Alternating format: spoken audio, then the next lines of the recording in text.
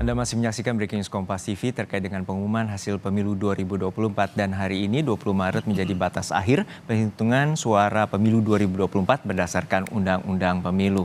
Kami masih bersama dengan Ketua KPU RI 2017 hingga 2022 Arief Budiman. Mas Arief, terkait dengan tadi bahwa masih tersisa 2 provinsi, KPU akan melakukan rekapitulasi terakhir hari ini dan saat ini tampaknya juga belum mulai.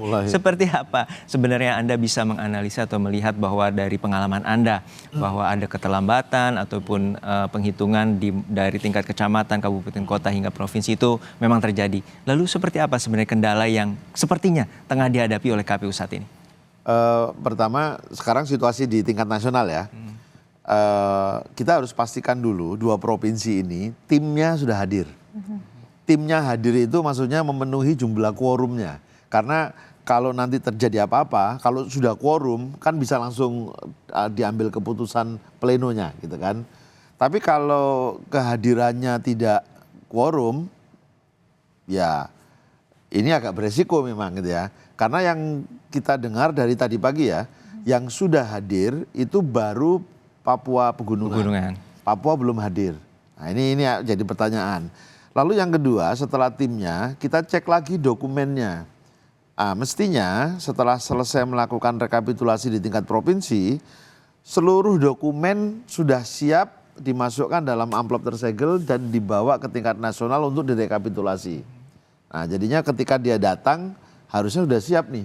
Jumlah timnya memenuhi syarat, memenuhi quorum, lalu dokumennya juga sudah siap. Info dari reporter Kompas yang ada di KPU, ini kan ternyata masih dilakukan verifikasi. Saya nggak tahu juga ini maksudnya verifikasi apa. Saya nggak tahu ya. Papua juga. Papua itu kan Papua Pegunungan. Lalu Papua belum nyampe nih timnya ini. Apalagi dokumennya masih belum ada gitu kan. Sementara di dalam peraturan KPU disebutkan kalau mau rekapitulasi KPU provinsi menyerahkan hasil rekapitulasi di provinsi dalam amplop tersegel, amplop tertutup. Ya. Nah itu harus dicek. Nah saya tambahkan informasinya berdasarkan Sirekap. Ya. Kalau untuk Pilpres ini Papua dan Papua Pegunungan. Dilihat dari data di Sirekap, memang sepertinya ada gambaran belum siap sempurna. Gitu. Misalnya Papua punya 105 kecamatan, baru 12 yang diupload. Nah sisanya yang 93 itu, ini siap diupload, belum siap atau jangan-jangan tidak ada. Karena kalau tidak ada data di kecamatan, padahal rekap di kabupaten kota dari 9 kabupaten itu baru 2 juga yang diupload, gitu loh. Nah ini perlu kita cek. Termasuk kalau Papua Pegunungan ya, dari 252 kecamatan itu bahkan belum ada satupun yang masih diupload. Nol gitu ya. Karena kalau siap mestinya nggak ada problem untuk mengupload dokumen itu gitu loh. Lalu di tingkat kabupaten kota dari 8 kabupaten kota juga belum satupun yang diupload. Nah di 2 provinsi ini juga hasil rekap di provinsi belum diupload. Mestinya kalau sudah siap nggak ada problem ya tampilkan sehingga publik bisa lihat. Apalagi di peraturan KPU itu disebut pemungutan dan penghitungan menggunakan Sirekap. Alat bantunya Sirekap. Ya difoto kalau di TPS. Kalau di kecamatan tampilkan Sirekapnya. Sehingga kalau ada apa-apa dilihat cocok apa enggak. Di kabupaten juga begitu. Termasuk di tingkat nasional di KPU RI. Itu kalau ada pertanyaan segala macam Sirekapnya dijadikan sandingan. Nah bagaimana kita bisa membuat sandingan kalau ternyata belum terinput. Ya. Belum terinput di Sirekap gitu loh. Nah, kalau berkaca dengan kemarin bahwa proses rekapitulasi di Provinsi Maluku dan juga Jawa Barat itu pukul sekitar 15 atau 16 sore. Nah ini belum juga mulai dan bahkan kemarin itu selesai pukul 4 dini hari. Nah dalam gambaran Anda, bila ini malam ini ada 2 provinsi dan juga ada kekhawatiran terkait dengan proses logistik yang juga belum terinput, bisa terjadi molor.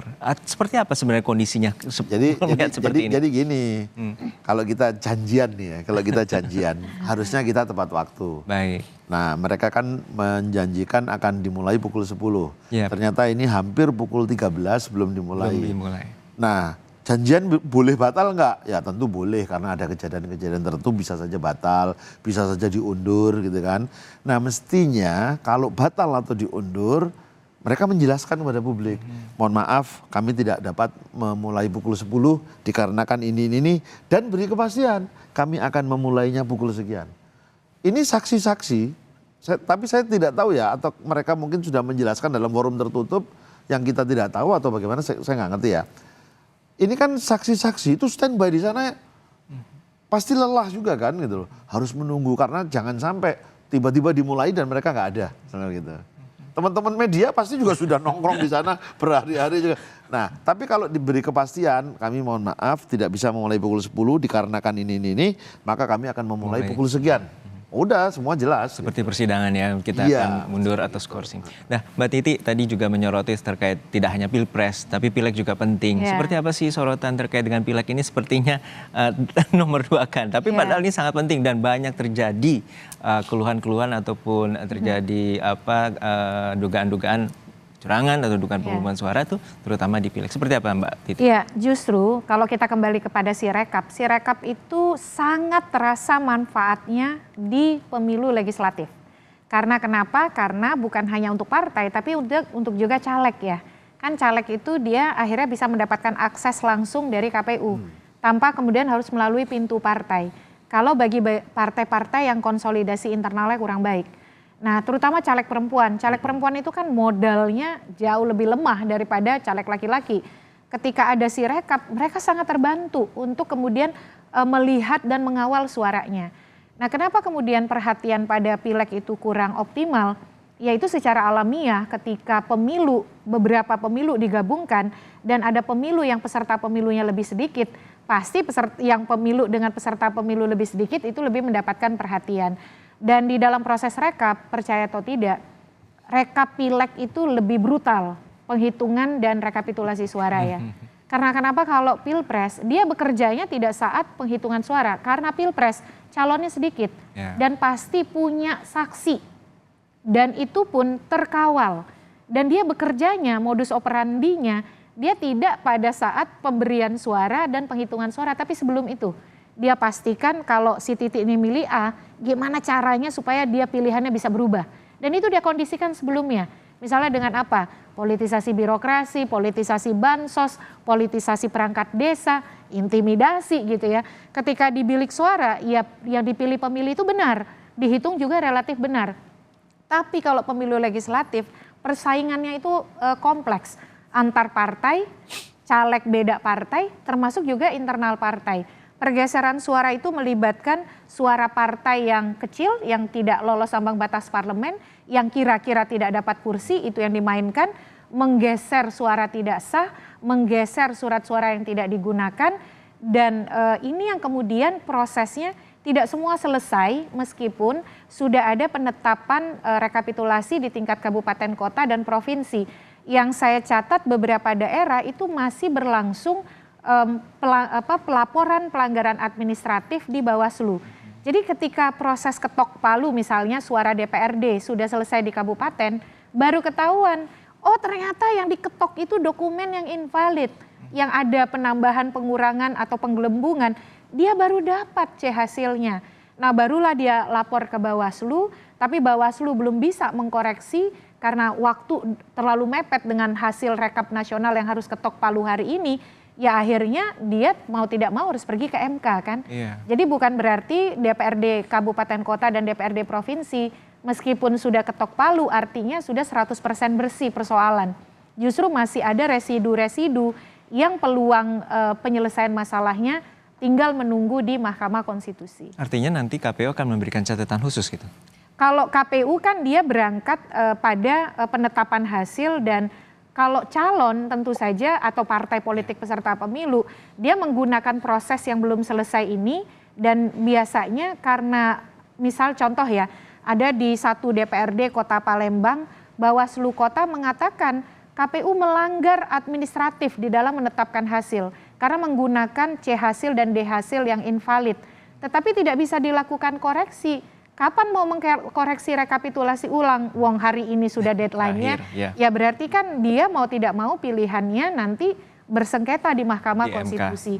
Inilah kalau persoalan yang harusnya selesai di tahapan, semua bisa dikanalisasi di sebelum penetapan hasil, nggak selesai. Akhirnya Mahkamah Konstitusi ya jadi tumpahan masalah-masalah rekapitulasi kita yang residunya masih banyak. Ya kita harapkan residunya ini tidak semakin membengkak dan juga kita harapkan proses rekapitulasi ini segera berjalan di KPU dan atau jangan-jangan KPU sengaja bikin main buat kita deg-degan ya. Moga-moga deg-degan ini dapat segera diselesaikan karena publik telah menanti proses penetapan hasil pemilu 2024. Sekali lagi terima kasih Mbak Titi Anggraini dari Perludem dan juga Mas Arief Budiman Ketua KPU RI 2017-2022 sejak dari pagi telah bergabung bersama kami di Breaking News Kompas TV dan juga Pak Ujang Komarudin, pakar politik dari Universitas Al-Azhar juga masih akan bersama kami setelah jeda. Terima kasih sekali lagi Mbak Titi, Mas Arief dan Saudara. Informasi terkini dari penetapan pengumuman hasil pemilu 2024 akan kami hadirkan kembali setelah jeda. Saya Harjuno Pramudito pamit undur diri. Terima kasih, sampai jumpa.